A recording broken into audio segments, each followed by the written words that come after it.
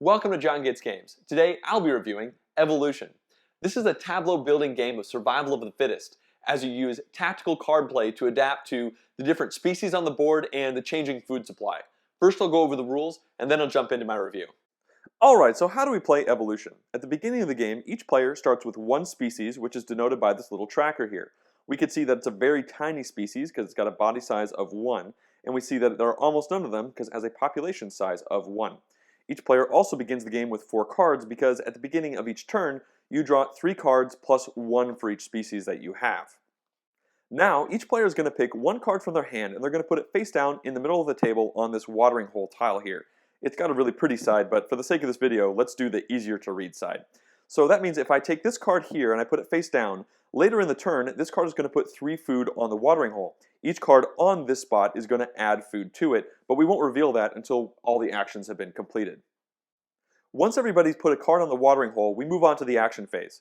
We start with a player who has this totally awesome start player token in front of them, and that player will take as many actions as they want to on their turn. All actions consist of spending cards. There are 4 of them. The first thing you can do is you can just discard a card in order to increase the body size of any one of your species. You can also discard a card to increase the population size of any of your species. You can discard a card to create a new species. So I put that guy over here, and boom, we got a new species, and they are a 1/1. So those are the 3 kind of like basic, super easy things you can do with your cards. However, the fun part of this game involves all the different attributes that are actually on these cards. The 4th type of action you can do involves simply taking trait cards from your hand and putting them face down on top of a species that you already control. If you're playing a 2-player game, then each species can take 2 different traits. If you're playing a 3 to 6 player game, each species can take 3 different traits. These traits are going to stay face down until every single player has taken all of their actions. Now that both of our players here have taken all their actions, we can flip over all of their traits and we can move on to the feeding phase of the game. The first thing we do is reveal all the cards on top of the watering hole, and we add food to the watering hole equal to the sum. So we have 3 minus 1 here, so we're going to get 2 food from the bank, and we put them down on the veggie side up. For the sake of this video, I'm just going to put the food right here in the middle. And now we start with the starting player, and each player is going to take 1 food action, and we're just going to go around the table until all of these species are no longer hungry or they no longer can actually eat. And let's talk about the different traits that we have associated with these species now, because this is really where the flavor of the game comes in on how each of these species can differentiate. The first player species has a long neck and a hard shell. We can see that the long neck gets them 1 plant food from the bank when the food cards are revealed, and this doesn't actually come from the food pool here. It comes from off to the side, and it immediately goes onto the species board here saying that this creature has already fed, even though feeding actions haven't actually taken place yet. The hard shell says it gets +3 body size when determining if the species can be attacked, so for its defense, it's effectively a size 4 species. The second player chose to make a carnivorous species. We can see that it can attack and eat other species, but it can never eat plant food. It also put pack hunting on here, which says it gets +3 body size when determining if the species can attack another species. So we look over here, we see that it is effectively a size 5 when it comes to attacking other species, and I'll explain why that matters in just a second. So we start with the first player, and they get to take a feeding action. We have 2 food in the middle of the table, but they've already taken a food for their long neck. This means that their species is actually not hungry anymore. You're never allowed to take food on your player board that is greater than the population size of your species. So for this first turn, the starting player is just going to pass on the feeding phase, and now we go to the second player. In order for carnivores to eat, they have to attack a different species. They never get to take food from the center of the bank. And in order to attack another species, you have to match 2 different criteria. The first is that you have to have a larger body size than the species that you're attacking. The second is that you must have traits that negate any defensive traits that the species over here might have. For instance, there is climbing, which says a carnivore must have climbing to attack this species, so they're safe up in the branches unless the carnivore evolves as well. We've also got burrowing, which says this species can't be attacked if it has food equal to its population. Looks like player 1 probably would have preferred to have burrowing over long neck because they would have been immune in this situation. There are also several defense cards which affect the species that are to the left or right of the species with this trait. For instance, Warning call says a carnivore must have the ambush trait in order to attack a species to the left or right of this species right here. That species itself isn't protected, but it protects the ones next to it. We've also got cards like Symbiosis, which says this species cannot be attacked if the species to the right has a larger body size than the species. So there are lots of different defensive ways to stop a carnivore from getting at you, but there are still several ways for carnivore to negate these defensive traits. So our carnivore over here has an effective body size of 5 versus our herbivore who has an effective body size of 4. So the carnivore can attack this herbivore over here. This means that for their feeding action, they attack. When an attack happens, the species that gets attacked loses a population, so they would go down on the track. In this case, since it's at 1 already, it goes to 0 and it's going to go extinct, but we'll handle that in just a second. Now, the carnivore is going to feed equal to the body size of the species it just attacked. So the body size is actually only 1, since this hard shell only adds to the defense value. So you would take a meat token from the bank off to the side. It's the same as a food token, it's just with a meat side. And you would put that on top of the carnivore over here, and now we would go back to the starting player. The moment a species loses its last population, they go extinct. The first thing that happens is you take any food that's on this board here, and you put it in the little food pouch that is associated with that player. This means that player is still going to get the victory points for having gathered that food. The next thing that happens is this species goes away. And the last thing is you take all the traits that are on that species and you discard them from the game, and then that player is going to draw cards equal to the amount discarded back into their hand, so they have a bit of a rebound on the following turn. At this point, the starting player has no more species to feed, and the second player has no hungry species because it matches its population, and we are now done with the feeding phase. All food that is on the watering hole actually stays there and will accrue from round to round. One more note about feeding. If you ever have an animal that is still hungry, which means it has a population size that is unequal to the amount of food it has gathered during the feeding phase, and there is no more food to be had in the watering hole, or if this is a carnivore and it has no more valid species to attack, then at the end of the feeding phase, before you take the food off of your player board, you will reduce your population down to wherever they were able to feed at. Essentially, that population dies off, and only the ones who are able to eat in this round are going to continue on throughout the game. If this means that you actually go extinct because, for instance, an animal did not have any food, then the standard instinct rules apply. At the end of the feeding phase, each player will take all the food that is left on any of their species boards, and they'll put it inside their own little personal food bag, essentially logging those victory points for the end of the game. At the end of the turn, the start player token is going to move around the table to the next person to the left. In this case, it would flop over here. And we start by doing a draw phase, where we draw 3 cards plus 1 for every species in front of you. In this case, this player would only get 3 cards, but remember they drew those 2 cards from the extinction. And this player over here will draw 4 cards because they have 3 plus 1. The game will keep going until every card in this deck is dealt. If this happens during the draw cards phase at the beginning of a turn, you will shuffle the discard and finish dealing out cards to every player. However, if this happens in the middle of a turn due to extinction, then you will shuffle the discard and do 1 more full turn, and then the game is over. At the end of the game, each player is going to pull all the food out of their pouches, and they're going to get 1 victory point for each food in there. Then they're going to get 1 victory point for the population size of each of their species. So the species would give 3 victory points to this player, and the species would get 4 victory points for this player. And finally, you get 1 victory point for every trait on species. So 1, 2, 3 victory points over here for this player, versus over here, the body size we give them 3 points, then plus 1, 2 for the trait cards over here. Then you compare the victory point totals and see who was the winner. For my review of evolution, I'm going to explain my thoughts on each item of this list as we work our way down. So let's start with the positives. The first thing that I really like about this game is how the theme integrates into the mechanics and really comes out feeling like natural selection and survival of the fittest is happening on the table as you're playing. You have these species and you are constantly adapting them to a changing landscape. If you have a climbing herbivore, for instance, and an opponent makes a climbing carnivore, well, there's no reason to be climbing anymore. The only reason to climb was to get away from opponents, so suddenly you might get rid of the climbing and put hard shell down. But in the process, odds are good in that previous turn, that climbing carnivore jumped up and ate some of your population. If you didn't go extinct, it's almost thematically you can think that the ones that survived were the ones that were kind of already evolving a hard shell, so to speak. It really kind of feels like that theme comes through with the mechanics as you're playing the game. Sometimes it kind of feels like maybe survival of the fittest comes across too strongly as certain species start to get kind of unkillable, but I'll explain that kind of thing later in the review.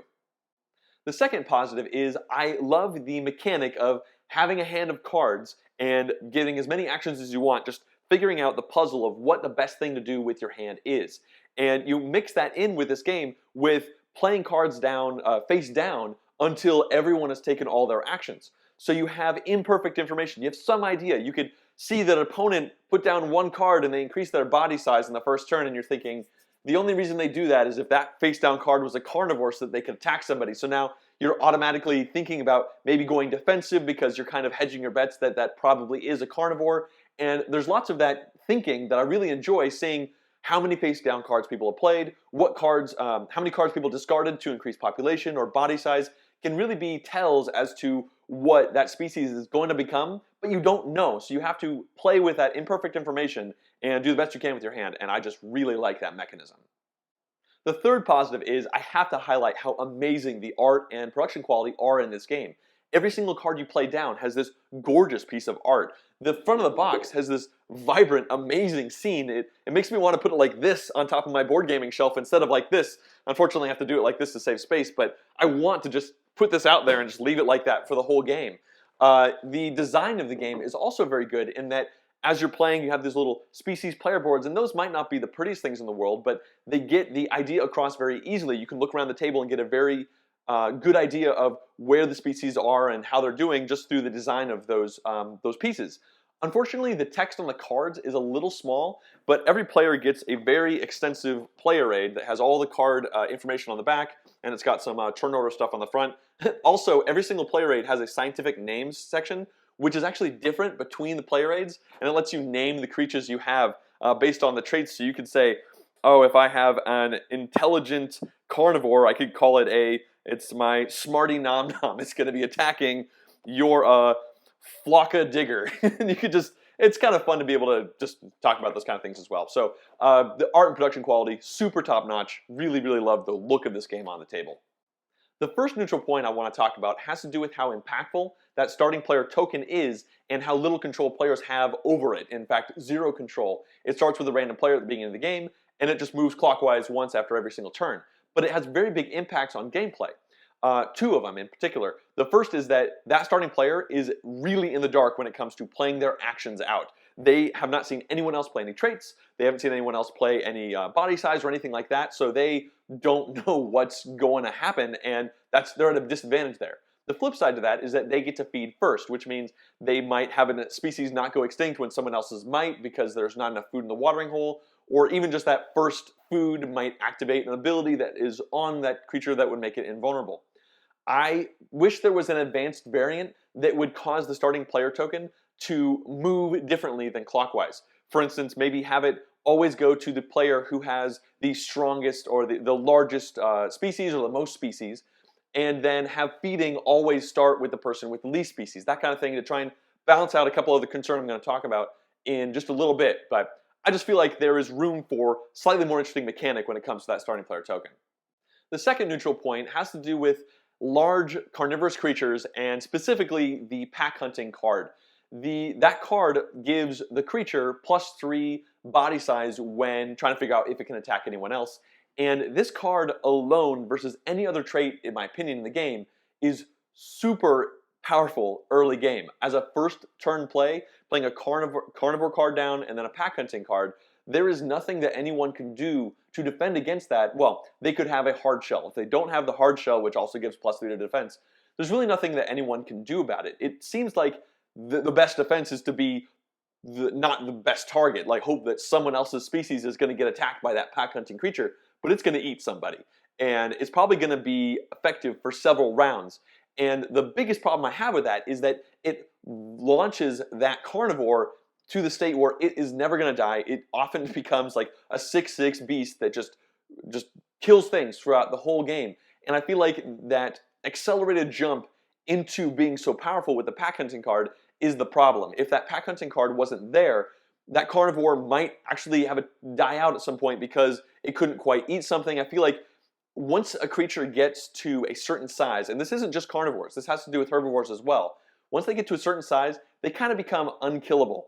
Now you could say, oh, groupthink, maybe we just starve out the watering hole and it's going to go extinct because there's not enough food, and that's a potential thing, but in actuality, when I've seen this play out, usually there's just one mega predator and then one or two mega herbivores, and then everyone else just kind of gets destroyed by the mega predator. The mega predator can't get at that mega herbivore, and everyone else is kind of at their mercy. As I mentioned in the very first point, this really does play into the survival of the fittest motif of the game. Unfortunately, it isn't the funnest thing to be a part of, especially when you are at the being attacked end. Now, I'm not saying that Apex Predator player always wins. In fact, they have not necessarily always won, but it has such a strong impact on gameplay that I feel like I might just play without the pack hunting card. I'm not sure about that. Just see what that happens with a couple of games to see if it's just a little bit more difficult for these carnivores to get a foothold. And if they get a foothold, that's fine. That's good gameplay, but I feel like it's almost too much of an acceleration early game into what will become just a dominating figure throughout the gameplay. My one negative point has to do with how hard it is to claw back into the game once you've been smacked around by a carnivore early on and maybe have a couple species go extinct. This largely has to do with how you draw cards. You get 3 cards plus 1 card for each species you have in front of you. And if you find yourself on the second turn, third turn with 1 species, maybe 0 species, and then back to 1, maybe 2, but then it goes away, you are going to slowly fall farther and farther behind to the person who is able to keep that first species and maybe make a second one and protect that one while maybe having that first one be a carnivore and maybe even going up to 3. They're just getting more and more powerful while this person is just never able, they're not necessarily getting weaker, they're just staying at a low power level while other people are getting bigger and bigger. This has to do with what I mentioned with the starting player token earlier, where I feel like if it was to be modified slightly so that the starting player was always the person with the most species, maybe a tiebreaker on the largest species, then they would always be playing their actions in the dark, so they'd be at a slight disadvantage to compensate for how strong their situation is. And the flip side of that being to the feeding phase, if you always had the person with the least amount of species feeding first, maybe they could claw back in as far as victory points are concerned, so they're slightly less likely to go extinct or lose as much population versus the players who have all these species in front of them. And you might be thinking, well, when your species goes extinct, you get to draw cards from the top of the stack equal to the trait cards that were on it. But you are still at a pretty big card loss because you spent cards to make that species. You probably spent 1 or 2 cards to increase population or the body size to try and protect it, but then somebody played pack hunting or something like that and they still kill it off. You just find yourself slipping farther and farther behind. It almost makes me want to draw a card no matter what, just for that species that died to help get that person back into the game, but I'm not going to do too many balance streaks on a game I've only played 3 times at this point.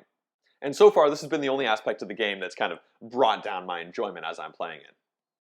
Now let's talk briefly about replayability.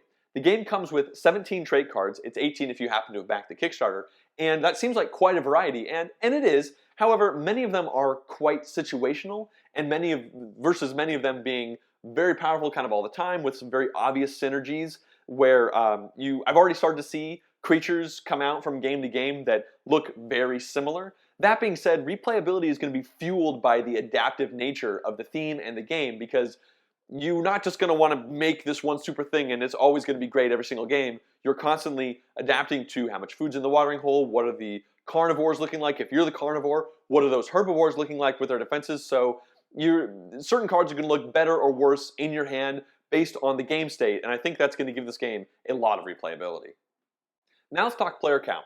This game plays 2 to 6 players, and I've only played it 3 times so far. I've played the 2, 3, and 5 player games, so I'm going to start there. The 2-player game worked quite well. The only difference is that you discard 30 random cards from the trait deck, and each species can only have 2 different traits on it. I really enjoyed it. However, the feedback I got from my opponent, and I definitely had that feeling too, is that there's almost too much information in a 2-player game. There are so few species out there that it seems like the most analysis paralysis happened then because you feel like you really could track every single possible thing that those traits could be that your opponent just played, and it seemed to slow the game down a little bit, which is crazy because it was a 2-player game. versus the 5-player game, for instance, and even the 3-player game to a certain degree, where there is so much uncertainty that you just kind of decide, you know what, I cannot get to AP in this situation. I just kind of have to do the best thing I think I have with my hand, hedge my bets, and hope that this is going to work. So 2-player, almost too much information. You can almost not hedge your bets enough. 3-player worked very well. However, 3-player is going to be the longest game in my opinion because you don't take any cards out of the deck, and the deck is your timer. So you're going to go through that whole thing. So the 3-player game I felt went maybe a little bit too long, but I definitely enjoyed it. I haven't played 4, but I have played 5, and I suspect 4 is probably actually the sweet spot for this game. 5-player also worked better than I was expecting. I was kind of ready for lots of analysis paralysis, or maybe not, just lots of downtime, because that's 4 different players who are going to play all the cards in their hand. However, it didn't really seem too bad because, like I said, there's just so much uncertainty that you just kind of have to kind of like, this is a pretty good combo, I'm just going to do it and hope that it's going to work. Also, that's so many players drawing cards from that deck that in that 5-player game, we made it once around the table. It was 5 turns long. It took about an hour, and it felt good. Like, it didn't feel like it was too short. It didn't feel like it was too long. I think I'm kind of hesitant to play 6 players. I kind of doubt I'll ever go quite that far because that really is a lot of people. And the rule book suggests you play all your actions simultaneously, which I think is, then people are going to kind of cheat. They're kind of doing that, but they're still kind of looking around to see what other people did. I don't think I'd recommend 6, but 3 to 5 worked very well. 2 works if you're okay with a lot of analysis options. In conclusion, I've played this game 3 times, and I have come dead last all 3 of those games. In the 2-player game, in the 5-player game, I have been the worst player, and every single time I've played, I've enjoyed myself. Now, I've had several frustrating hands. I talked earlier, my neutrals and negatives, where I'm just like, that 6/6 crazy predator over there just keeps destroying me, and he can't attack his primary leader. I mean, it's pretty obvious I'm not winning. That person over there is winning, but they have defensive herding and all this crazy stuff. They're also a 6/6, and they can't be attacked, and they're just eating so much food every turn, and I'm getting like 1 or 2 points a turn while I'm constantly trying to survive and constantly going into extinction because I can't claw my way back in. However, I've always enjoyed myself. I've always ended every game dead last and thinking, man, I can't wait to play this again. This is a really interesting game. So when you're thinking about purchasing this game, understand that there can be some frustrations, but I feel like it was almost just helped by the fact that the negative attributes just fed into that survival of the fittest theme, where I'm just thinking, I'm not the fittest, but I'm participating in this really cool gaming experience where I'm just watching evolution happen right in front of my eyes. So I've really enjoyed playing this game. I will continue to. I hope that the neutral and negative points I had won't start to change my opinion. We'll kind of see how time goes on, but at this point, I definitely recommend playing this game. It is super cool. If you enjoyed this video and would like to see more, please subscribe to my YouTube channel, and please leave feedback, questions, comments. I'd love to hear back from you. Thanks for watching.